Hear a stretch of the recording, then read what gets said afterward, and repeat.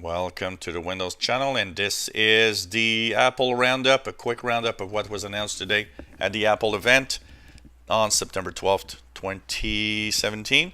The event kicked off 10 a.m. Pacific, 1 p.m. Eastern.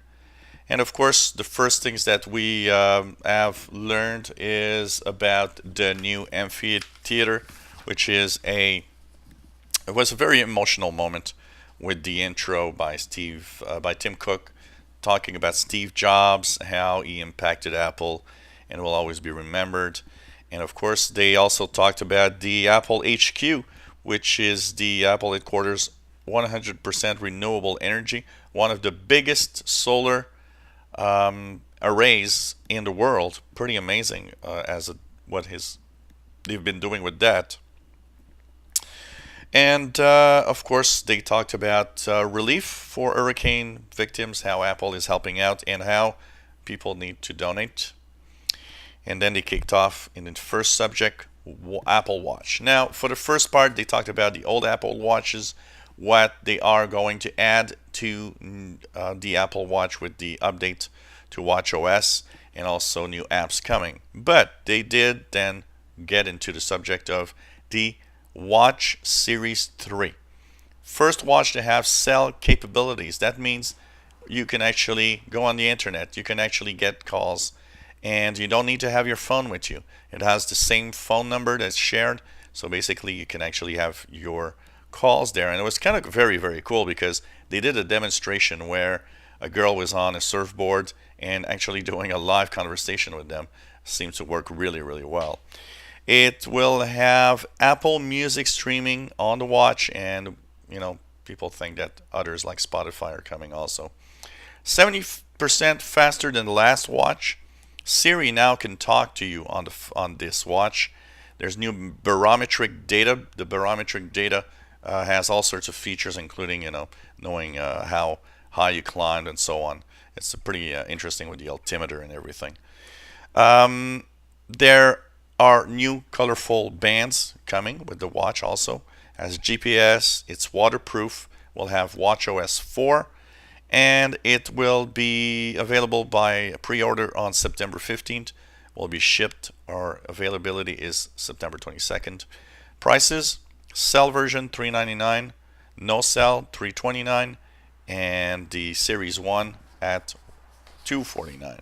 So kind of interesting here. They also talked about the new Apple TV 4K, which will have 2 times faster CPU, 4 times better graphics, and is pretty interesting. It has, and this is the interesting part, the movies that you'll rent will be the same price as HD, and not just that, but if you have already purchased movies with Apple TV, your movies will be upgraded to 4K for free. So all the movies that are available in 4K will be there. Of course, the TV app is now available in more countries, including Canada. There will be a new streaming sports possibility. And basically, it will support improved App Store, more apps. Since it has now the same core as the iPad, it will be available to actually run more apps for sure. Well, they have announced an iPhone 8, the iPhone 8 and iPhone 8 Plus with dual camera, all sorts of optical image stabilization features, plus so many ways to improve, analyze pictures. Just pretty amazing what it's actually being done here. It has of course, new ID, which is the Face ID, which will now let you log in by looking at it, and it was pretty cool. The improved analysis, picture effects, and everything is pretty amazing. It shows the power of that phone. Video at 1080p now is at 240 frames per second, and it's designed for AR. And they showed a few demos of AR, augmented reality stuff. We'll have iOS 11 September 19th. Kind of interesting. It was really very interesting to see this. iPhone 10 is also something that was announced. The iPhone 10 is a new iPhone. It will be a bigger phone. It will have edge-to-edge screen 458 ppi screen, OLED display. So they say that it's the first time that OLED is good enough for Apple, which I doubt very much, but you know, that's the marketing stuff. Of course, dynamic range. Tap to turn on, swipe up to close, no more home button, and look to unlock with the Face ID.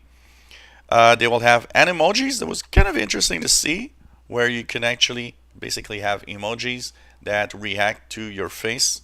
So basically, you can talk, you can move, and the emoji will actually do the same as you're doing. Starts at $999 for the basic, and of course goes up to $2,000, and will be available November the 3rd. Pretty amazing device, I gotta say. And of course, here at the top, this little black part at the top of the screen is because there's tons of sensors in there to look at your screen for the Face ID, basically. So really cool, nice little event, 2 hours length, and that's, you know, pretty much what I have to say. No fantastic evolution or any innovation, but cool devices, of course, and nice presentation of Apple today. If you enjoy my videos, please subscribe, give us thumbs up. Thank you for watching.